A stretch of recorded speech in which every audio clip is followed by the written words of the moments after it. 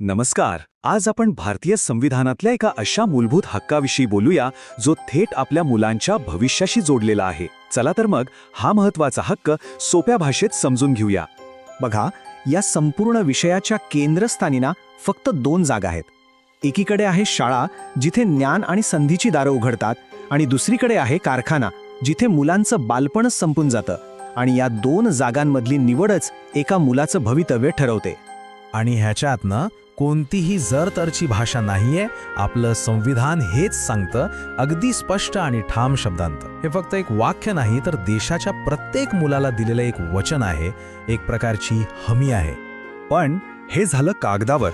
कायद्याच्या या स्पष्टतेनंतरही आपलं वास्तव मात्र खूप वेगळं आहे, जिथे मुलांचं भविष्य अनेकदा अशा चक्रात अडकतं जे आपल्याला अगदी सामान्य वाटतं, पण ते पूर्णपणे बेकायदेशीर आहे. हे आपण रोज पाहतो नाही का? हॉटेलमध्ये कपबशा विसरणारा एखादा छोटा मुलगा किंवा वीट भट्टीवर त्या धुरामध्ये काम करणारी मुलगी. खरं तर ही चित्र इतकी सवयीची झाली आहेत की अनेकदा आपलं मन बधीर होऊन जातं. पण आपण हे विसरता कामा नये की हे सगळं कायद्याने गुन्हा आहे. आणि याच शोषणाच्या विरोधात संविधानाने प्रत्येक मुलाच्या हातात एक अभेद्य कवच दिलंय. त्याचं नाव आहे कलम 24. हे कलम मुलांच्या हक्कांचं रक्षण करण्यासाठी एका मजबूत ढालीसारखं काम करतं. या स्लाइडवरचा फक्त एक शब्द बघा, बंदी. किती किती ठाम शब्द आहे हा. यात कोणतीही सूट नाही, कुठलाही अपवाद नाही.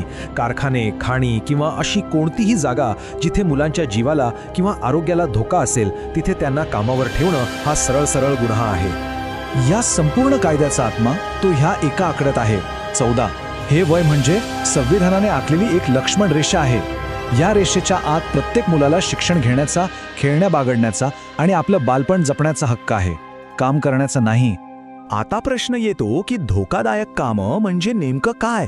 तर याचा अर्थ खूप व्यापक आहे. अशी कोणतीही नोकरी किंवा काम ज्यामुळे मुलांच्या शारीरिक, मानसिक किंवा भावनिक आरोग्याला धोका पोहोचू शकतो, ते धोकादायकच मानलं जातं. कलम 24 एकटं नाहीये. त्याला बळ देण्यासाठी आणि संविधानाच्या या वचनाला जमिनीवर उतरवण्यासाठी कायद्याचं एक मजबूत जाळं विणण्यात आलं आहे. यातलं सगळ्यात महत्त्वाचं आहे 1986चा बाल कामगार कायदा, जो मुलांना कामावर ठेवणाऱ्या मालकांसाठी शिक्षेची तरतूद करतो. आणि मग 2016मध्ये यात सुधारणा करून या कायद्याला आणखीनच कडक बनवण्यात आलं. यातून हेच दिसतं की हा केवळ कागदावरचा नियम नाही, तर यामागे कायद्याचं भक्कम पाठबळ आहे. मग जर कामाचा दरवाजा बंद असेल तर मुलांनी जायचं कुठे? हा प्रश्न खूप महत्त्वाचा आहे. कारण फक्त एक दार बंद करणं पुरेसं नाही. मुलांसाठी संधीचं दुसरं दार उघडणंही तितकंच गरजेचं आहे. आणि ते दार आहे शिक्षणाचं. कारण संविधानाने कामाला नाही तर शिक्षणाला प्राधान्य दिलं आहे. शिक्षण हा मुलांसाठी केवळ एक पर्याय नाही, तर तो त्यांचा मूलभूत हक्क आहे. या हक्काला 2 कायदेशीर आधारस्तंभ मजबूत करतात.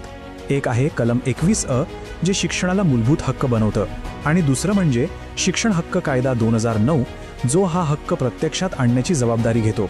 आणि हा कायदा अगदी स्पष्टपणे सांगतो की 6 ते 14 वयोगटातील प्रत्येक मुलामुलीला मोफत आणि सक्तीचं शिक्षण मिळालंच पाहिजे. आता एक गोष्ट लक्षात घ्या, हा तोच वयोगट आहे ज्याला कलम 24ने धोकादायक कामांपासून संरक्षण दिलंय. म्हणजे बघा, एका बाजूला संरक्षणाचं कवच तर दुसऱ्या बाजूला संधीचं दार. किती सुंदर रचना आहे ही. तर संविधान आणि कायद्याने आपलं काम केलं आहे, पण आता खरी जबाबदारी आपल्या सगळ्यांवर येते. कारण केवळ कायदे बनून मुलांचं भविष्य सुरक्षित होत नाही, त्यासाठी संपूर्ण समाजाचा सक्रिय सहभाग लागतो.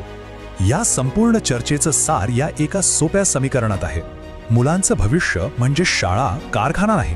हे समीकरण जितकं साधं दिसतं तितकंच ते शक्तिशाली आहे, आणि हे आपण कधीही विसरता कामा नये. आणि जाता जाता एक प्रश्न जो आपल्या सगळ्यांसाठी आहे, आपल्या मुलांचं भविष्य सुरक्षित करण्याची जबाबदारी नक्की कोणाची आहे? फक्त सरकारची, कायद्याची, की तुमची, माझी, आपल्या सर्वांची? यावर विचार नक्की करा.